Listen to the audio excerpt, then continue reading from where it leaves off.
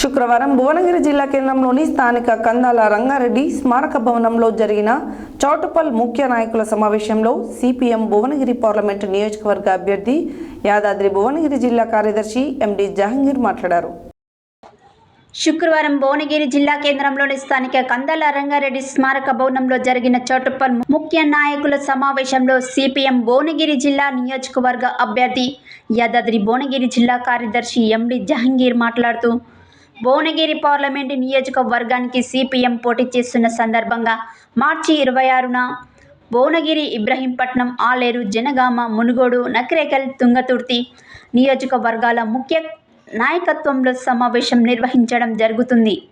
ఈ సమావేశంలో party polit bureau సభ్యులు బివి రాఘవులు, కేంద్ర కమిటీ సభ్యులు చెరుపల్లి సీతారాములు, రాష్ట్ర కార్యదర్శి వర్గ సభ్యులు ఎస్ వీరయ్య, జూలకంటి రంగారెడ్డి, మల్లు లక్ష్మి పాల్గొంటారని వారు తెలిపారు.